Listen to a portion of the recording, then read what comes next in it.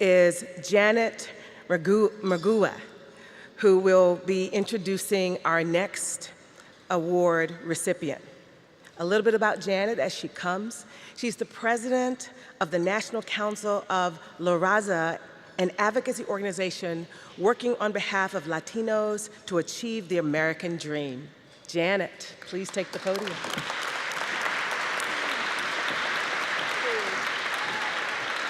you very, very much. I really appreciate it. Good afternoon, everyone.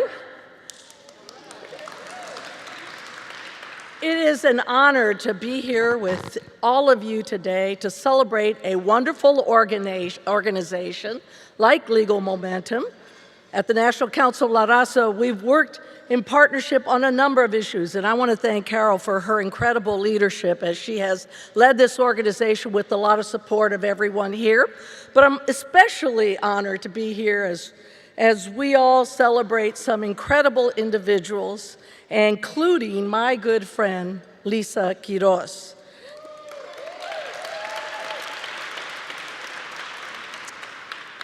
You know, it would take far longer than I have to talk about all her accomplishments in her illustrious career and highlight all the reasons why she so richly deserves this award. So I'm just going to mention a few and also a couple of highlights, perhaps. You know, Lisa is incredibly bright, smart, talented.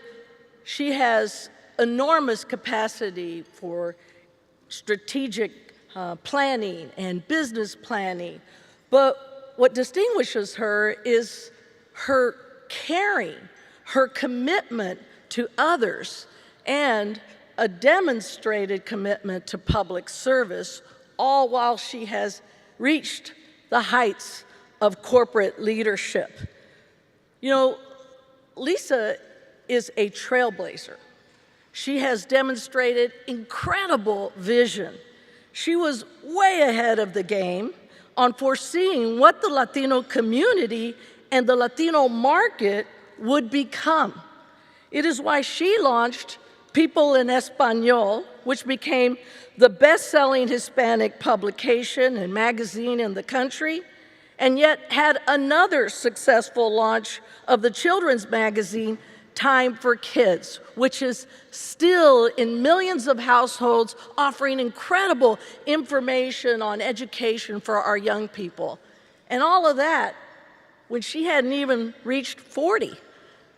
She could have stopped there and we would have all still given her this award. But Lisa is tireless and fearless as she engages in breaking ground on behalf of so many. And so the other important aspect of Lisa that you should know is that her knowledge of and commitment to diversity, and for us in the Latino community, it's something that has been quite resonant and meaningful, is so present in everything that she does. When I first got to know her, I was struck by how knowledgeable and thoughtful she was about the Latino population, not only in her hometown of New York, but nationally, and breaking down the segments of the population and understanding all the aspects of what was at stake for this community. But more importantly, what it revealed was her knowledge that diversity is a strength. It is a strength for us as we see it across communities. It is a strength to be valued in this country. And so she certainly knew it would be a strength for corporations to understand and to support.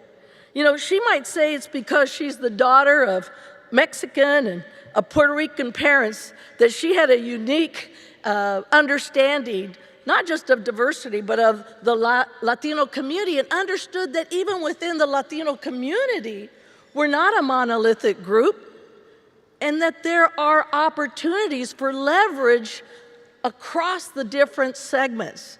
It's why she understood that being pan-Latina was something to be embraced and something that we could use to teach others about. So it is a commitment to that diversity, women, people of color, and others, that has led Time Warner to become an industry leader on diversity under her tenure, something reflected in their inclusiveness, employment numbers, and philanthropic efforts. And Lisa has taken a personal interest in promoting Latino talent, in particular, in all aspects of both the arts and entertainment, helping to develop and nurture a new generation of storytellers of color who can bring that lens to this important medium of film and entertainment and television. A great example of what Time Warner does because of one of Lisa's ideas and commitment has been a project at the Sundance Film Festival, which includes support for Sundance's diversity initiative and the Latino Reel, an innovative and multifaceted forum that provides aspiring and established filmmakers with the chance to learn and to network to help hone their skills and find career-enhancing opportunities. She knows what it means to grow a pipeline, to scale talent. That is something that is inherent in what she does, but she does it not just because it's going to make anybody more profitable. She understands in her heart that there is a real positive impact on society to be held by that. And so her ability to be a bridge builder, a connector, is something that we see in every aspect that she does. I got here to this luncheon today. I was waiting to give her a hug, but I had to wait 10 to 15 minutes while she said, hey, I need you to meet someone who is also, I think it was Ramona Romero, who's the general counsel at Princeton. I got someone here from Princeton who's an alumni. I need you to meet with her. Let me take you over to her.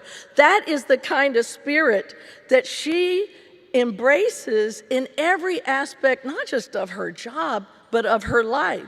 So it's not surprising that she has been selected by President Obama formally and to lead and chair the Corporation for National and Community Service. She's chaired the Hispanic Scholarship Fund. Every turn in her life has been to give back and to promote. She is just as comfortable in the boardroom as she is at a local community room in any neighborhood. Someone who can bring that kind of skill set and bring her talent into those roles is someone who is transformative, a trailblazer, and who understands that it's not just about what's up here, it's about what you carry here in your heart.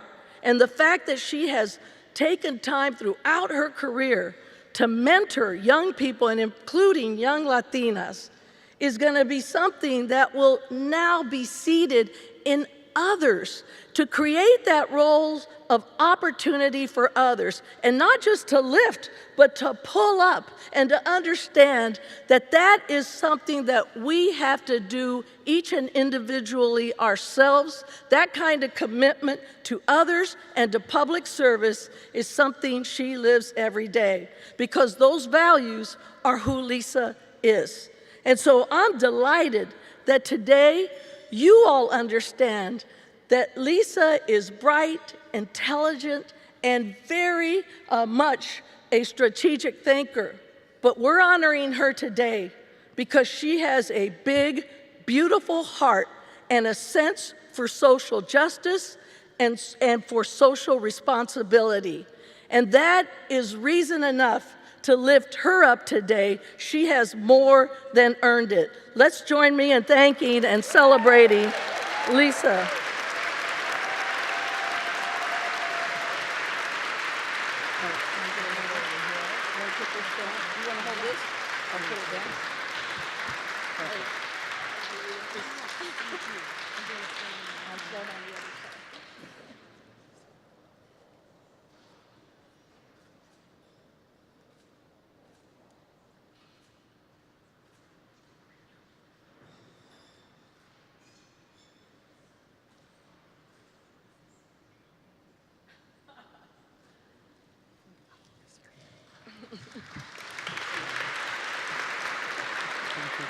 Thank you. Thank you, Janet. Janet Murguia was honored by Latino Justice yesterday, so we were lucky to have her here in New York and that she could join us. But she comes from an amazing family, first-generation Mexican-American, and all of her siblings are lawyers and judges. So she is among family today. Thank you, all of you, for being here today. It's always great to be in a room that's so full and excited to be here and to really support this wonderful organization. Brad Karp and Stephanie Drescher, it's an honor to be here along your side today.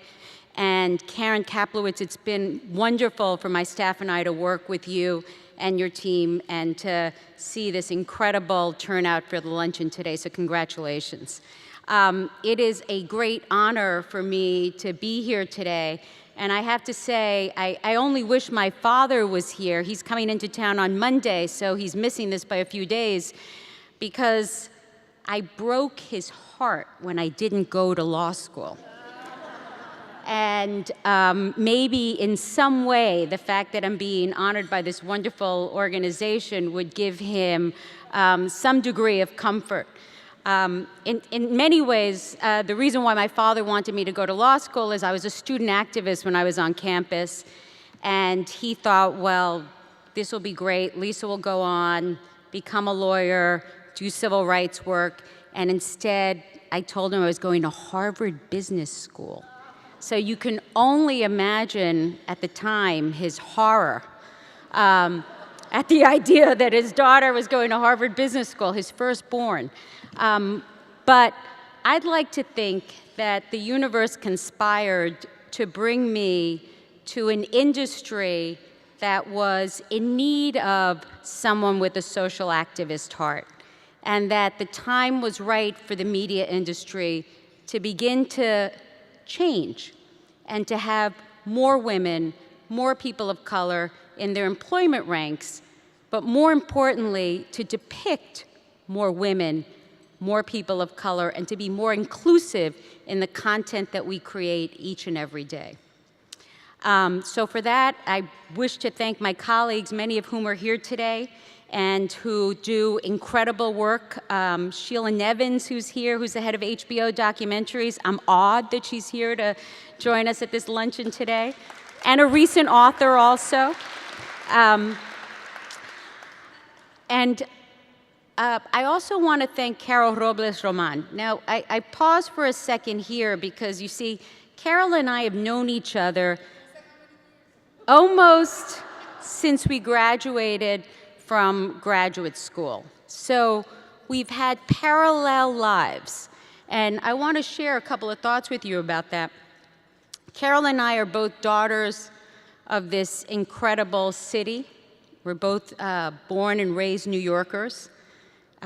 We were raised by Puerto Rican women and surrounded by a big, loving family, Latino family. And the other thing that I think distinguishes us is that our social justice heart, our heart for equality, comes from the women who raised us. And when I think of my grandmother, who worked in a factory in downtown Brooklyn, or my mother, who worked for minimum wage, for them, their sacrifice was to see me lead a better life than they. These are women who had minimum wage jobs, who surely made less than their male counterparts, who didn't have health insurance, who didn't have the kind of protections that workers have today, but they knew that their sacrifice would be for their daughter.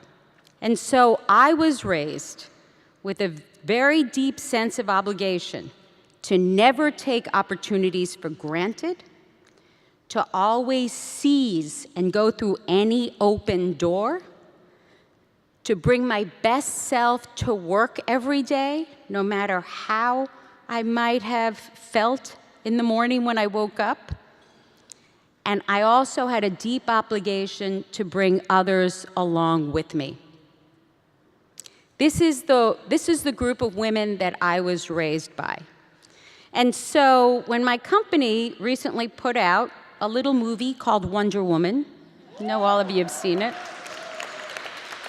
was brought to life by an incredible woman who heads up DC Comics named Diane Nelson, a respected and wonderful colleague of mine, who insisted that it have a female director, Patty Jenkins, and who was intimately involved in ensuring that that is a movie that we could all be proud of, but especially young women and girls. When I saw that movie for the first time, and spoiler alert, so close your ears if you haven't seen it yet. In the opening scenes, that island of Amazonian women, those fierce women who could fight, who supported one another, and who believed deeply that they were there to save the world, I was like, oh my God, that's my family. That's my family. Those women are my family. That's how I was raised. And so it touched such a chord with me when I saw the film, because it reminded me that women, we bring something very unique and distinct to everything we do. And that's that we have a deep sense of mission and purpose for our families, in our homes, and at the workplace. And we all know we can change the world. And guess what? The world really needs us now. The world really needs us now. And I'm gonna leave you with one last thought. I have the wonderful opportunity to work with young people all the time through my work with the Hispanic Scholarship Fund and as an active alumna. I have the opportunity to speak to young people, and I say to them, regardless of your career choice, whether you're a lawyer, a corporate executive, a nonprofit leader, regardless of what you do, you can make a difference each and every day. Each and every day. Each and every day, you can inspire someone. You can bring someone along. You can make them better at their job. You can write a check. You can go vote. You can go help raise money for someone who's going to be elected. There is so much each and every one of us can do, and we have to now. So thank you so much. I'm so honored to be here today, and thank you for supporting